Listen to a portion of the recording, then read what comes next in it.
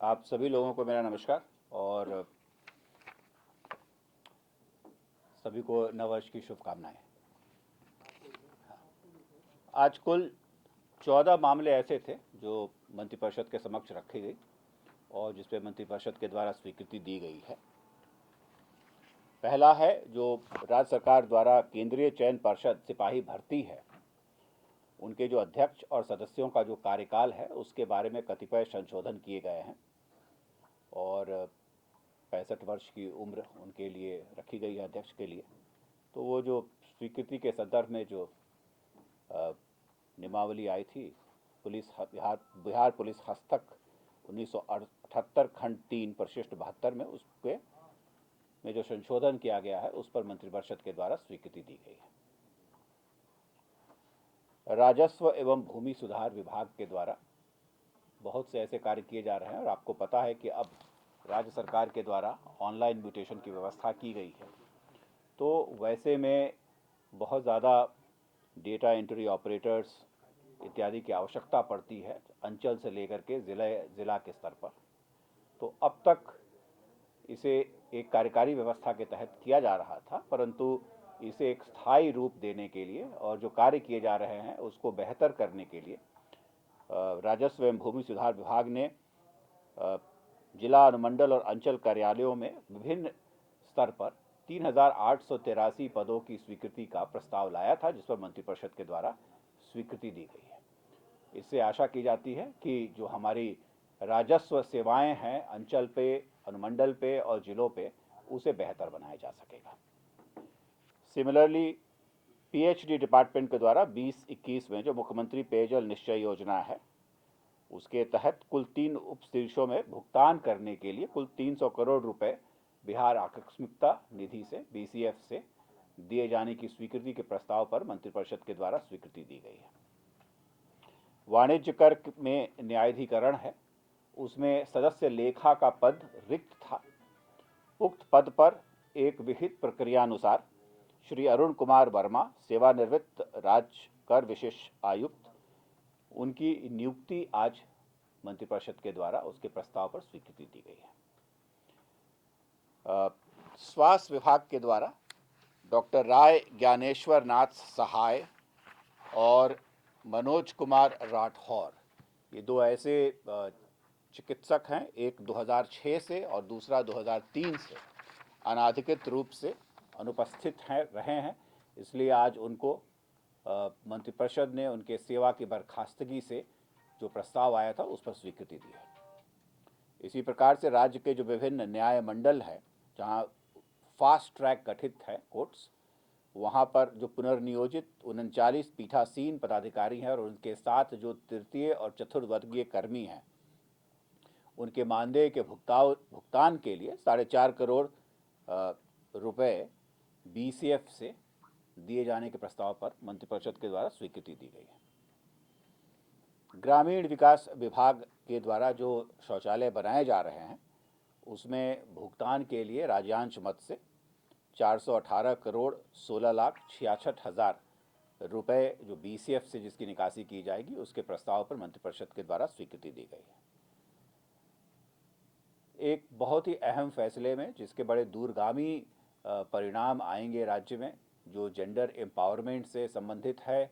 और grass root के level पर जो हमारी महिलाओं से, जो हमारी जीविका दीदियों से संबंधित है, उसके संदर्भ में दो बहुत ही महत्वपूर्ण फैसले आज मंत्रिपरिषद के द्वारा लिए गए हैं। माननीय मुख्यमंत्री जी पूर्णिया गए थे और वहाँ पर उन्होंने देखा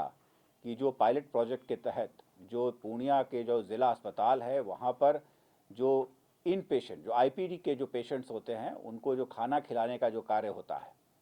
उसे जीविका के दीदी उस कार्य को निभा रही थी और माननीय मुख्यमंत्री जी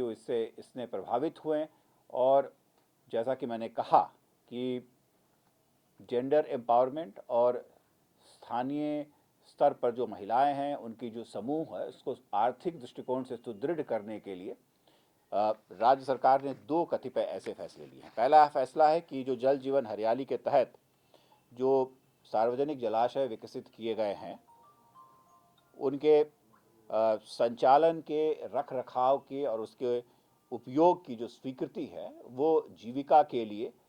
ग्रामीण विकास विभाग के प्रस्ताव पर मंत्रिपरिषद ने स्वीकृति दी है।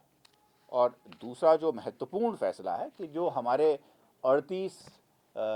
ज़िला अस्पताल हैं और जो हमारे अनुमंडलीय अस्पताल हैं, वहाँ जो इन पेशेंट आईपीडी है, उसमें जो भी पेशेंट आएंगे उनके खाने की व्यवस्था जो है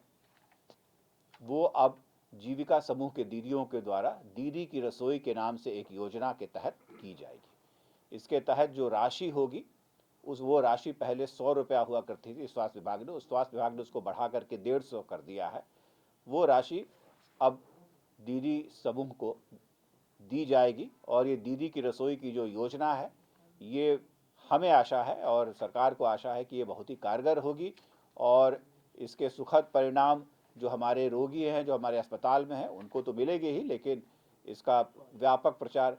और प्रसार जो लोकल स्थानीय आर्थिक समाज है उस पर भी होगा। सामान्य प्रशासन विभाग के द्वारा जो Bihar judicial officers conduct rules 2017 है उसको निरसित किया गया है। उसमें कतिपय संशोधन करते हुए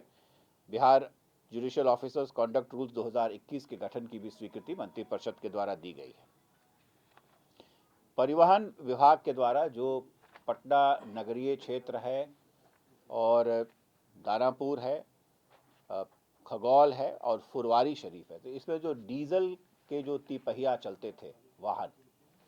प्रदूषण को रोकने के लिए उन्हें 31/1/2021 से रोकने के लिए आदेश पूर्व में निर्गत किया गया था 2019 में। चूँकि बीच में कोविड-19 आ गया तो इसलिए उसकी जो अवधि है उसे थोड़ा बढ़ाते हुए उसे 30/9/2021 तक के लिए कर दिया गया है। और वैसे भी आज के दिन में पटना जो बृहत नगर निगम क्षेत्र है वहाँ पर 75% जो 3 पहिया वाहन हैं वो ऑलरेडी सीएनजी पर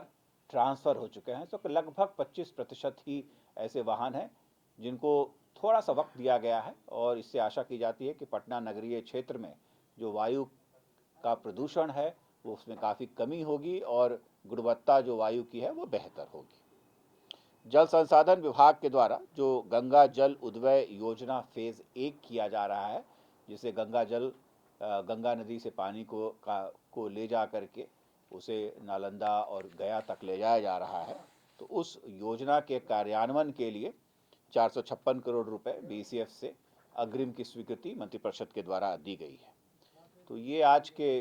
प्रमुख जो निर्णय थे वो आज मंत्रिपरिषद में हुए हैं और जिसकी सूचना मैंने आपको दी है। और यदि कोई प्रश्न हो तो मैं आपका प्रश्न लूँगा।